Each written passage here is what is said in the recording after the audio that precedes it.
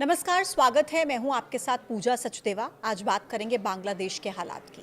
बांग्लादेश की पूर्व प्रधानमंत्री शेख हसीना को इंटरनेशनल क्राइम्स ट्राइब्यूनल यानी कि आईसीटी ने सजाए मौत सुनाई है।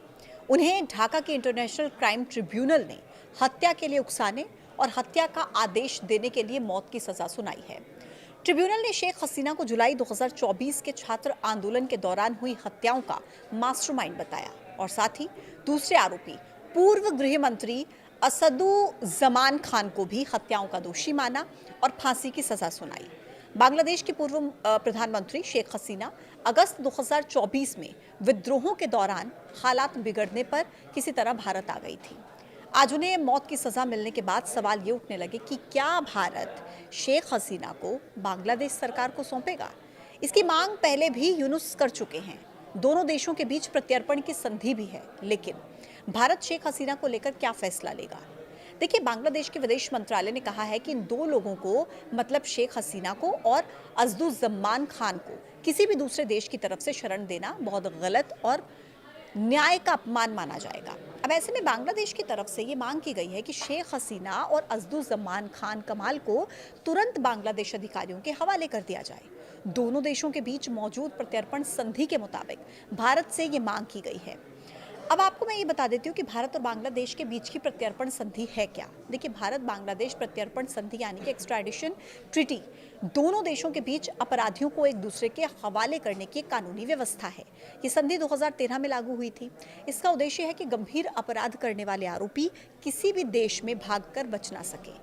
संधि के तहत हत्या, अपहरण, आतंकवाद, हथियारों की तस्करी, मानव तस्करी, वित्तीय अपराध सहित अधिकांश गंभीर अपराधों में प्रत्यर्पण किया जा सकता है। हालांकि भारत बांग्लादेश की प्रत्यर्पण संधि में कुछ ऐसे प्रावधान हैं जिनकी वजह से भारत शेख हसीना को बांग्लादेश को सौंपने से मना कर सकता है। इस संधि के अनुच्छेद 6 के हिसाब से अगर अपराध पॉलिटिकल नेचर का है तो प्रत्यर्पण को मना किया जा सकता है। हालांकि शेख हसीना पर हत्या, अपहरण, आतंकवाद के आरोप हैं, लेकिन इस संधि का अनुच्छेद 81A3 उन्हें बचा सकता है और इसके मुताबिक प्रत्यर्पणकर्ता ये साबित अगर कर सके कि आरोप न्यायिक दृष्टि से सद्भावना के तहत यानी कि not made in good faith in the interest of justice अगर नहीं किया गया तो प्रत्यर्पण को मना किया जा सकता है। अब खैर ये देखना होगा कि आगे होता क्या है, लेकिन भारत ने इस मामले पर अपनी पहली आधिकारिक प्रतिक्रिया जारी की है। विदेश मंत्रालय ने कहा है कि वो इस फैसले का संज्ञान ले रहा है। एक करीबी पड़ोसी के रूप में बांग्लादेश के लोगों के हितों के लिए प्रतिबद्ध है।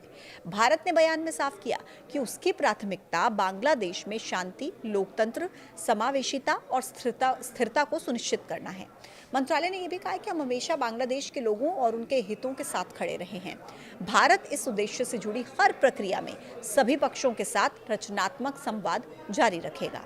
और ये बयान ऐसे समय में आया है जब बांग्लादेश में फैसले के बाद तनाव, विरोध प्रदर्शन और ध्रुवीकरण की स्थिति बन गई है, क्योंकि कुछ जगहों पर तो हसीना समर्थक सड़कों पर उतर आए हैं, जबकि विपक्ष फैसले से खुश नजर आ रहा है। अब इस माहौल में भारत का ये संतुलित और कूटनीतिक रुख संकेत देता है कि वो वहां पर स्थिरता बनाए रखने को लेकर चिंतित है। आप इसको लेकर क्या सोचते हैं, कमेंट बॉक्स में ज़रूर बताइएगा। आज के वीडियो में इतना ही। देखते रहिए न्यूज़ 18।